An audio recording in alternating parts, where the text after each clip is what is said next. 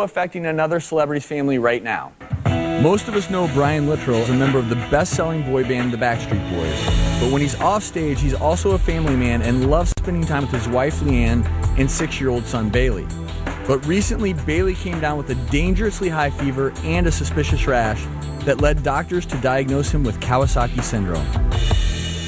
Brian Littrell is here with us now, along with his wife, Leanne, and son, Baylee. They're here in our audience. Welcome to all of you. Thanks for being here. Thanks for coming. So, when this first started, Baylee was having some pretty suspicious symptoms that you couldn't ignore. No, we couldn't. We first went to the doctor because we had noticed his glands were just not normal size. I mean, they were really big. Massive. And primarily in the neck? Yes, Okay. like right underneath the ears. So we went and we got tested for strep throat. And it came back immediately as strep. And so, you know, we're not the parents to quickly medicate or over-medicate. I know you guys were talking about that earlier. But and Baylee is a healthy little boy. He's never been on antibiotics, and he's already 6 years old. So we were fortunate and blessed with that. But the strep turned into, we did go on amoxicillin at that point. We went out of town. We traveled to see my mom and dad in Kentucky, where I'm from originally.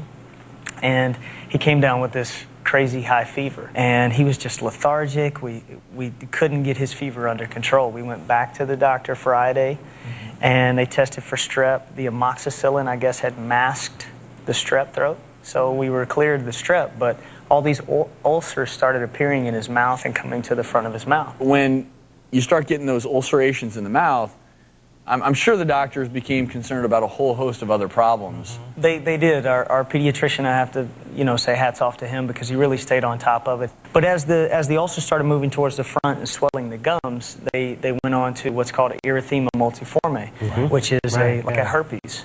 And they were saying it's a massive dose of viral infection that swells over the teeth. And, Well, and it can be a reaction to drugs as well. And they might have been thinking that maybe this was secondary to the amoxicillin. You're not thinking first and foremost, oh, this is Kawasaki Syndrome. It wasn't until they got an ultrasound of the heart, right? We had an echo of the heart. We were in the hospital. He broke out in this massive rash. We kept checking the palms of his hands and the bottoms of his feet because there's only certain rashes and certain diseases or things that affect the bottoms, the palms and the feet. Right. So we kept checking his palms, and next thing you know, we were admitted into the emergency room, and we had an echo of his heart, and his coronary artery was off the charts. Wow.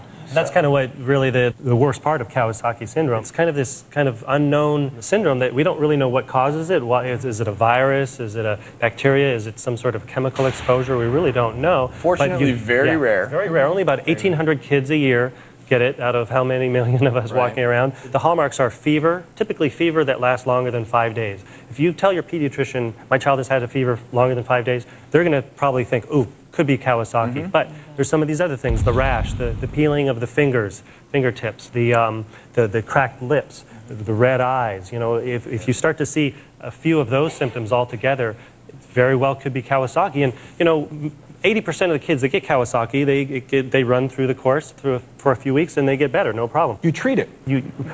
Even untreated, though. Really? But 20% of the kids, it will affect their heart. And that's what happened to Baylee. It will cause aneurysms and swelling of the coronary arteries. And those are the arteries that kind of feed the heart. These are the ones in the older people that get the heart attacks. But, on the ultrasound, you can actually see little swellings of the coronary arteries. There's your heart. You can see it's beating along. You see the coronary arteries there. Suddenly they start swelling, and that can lead to heart attacks in small kids and heart enlargement too. And that's what can cause a long-lasting problem. If somebody has an enlarged heart, it can kind of lead to problems later in life. But the good news is if you get the child through the acute phase and there aren't any long-term damages to the arteries supplying the heart, kids do great. Oh, yeah. Baylee's here today. He's been doing pretty good, right? He's been doing great.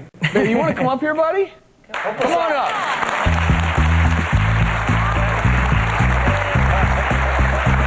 You want to take my chair? All right, so we're going to hang out here a little bit together, all right? So, how you feeling? Good. Yeah, and you were joking around with us before the show, and what did you tell me? You love being on TV shows, don't you? Yes, I do. What do you want to tell us about Kawasaki's? Well, I felt when I was like this, I was just like, this is the worstest day of my whole entire life. That pretty well, that sums it up pretty good. It does sum it up. You know, Mommy and Daddy promised you that we would be there every step of the way. And the doctors, they worked diligently to fix you. And we're blessed to have you back normal. And he just graduated to his orange belt in karate. There we go. High five.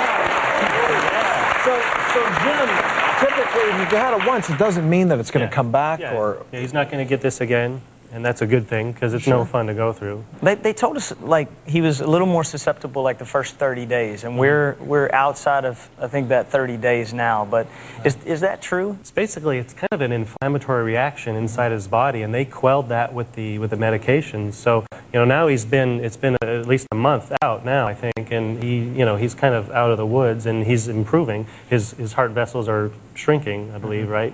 Yes, they are. So he's going to be a happy, healthy kid, right? Right. Yeah,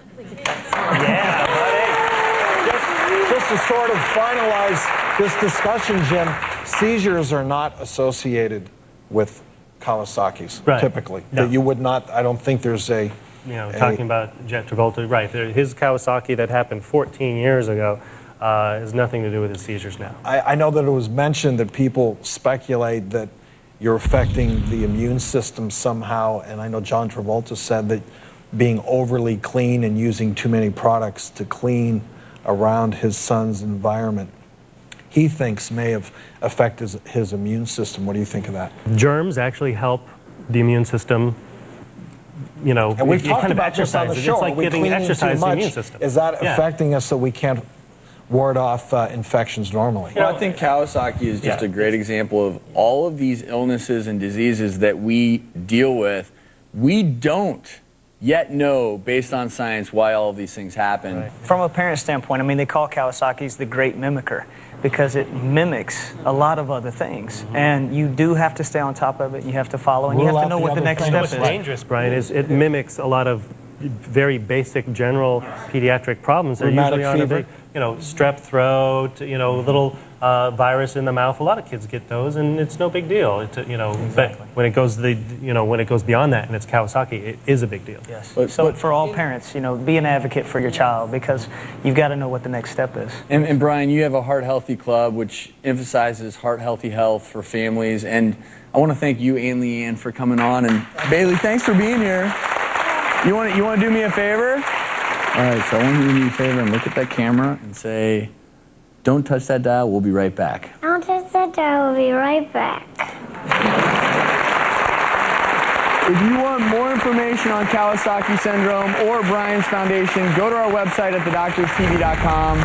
Coming up, could you be at risk for losing your sight and not even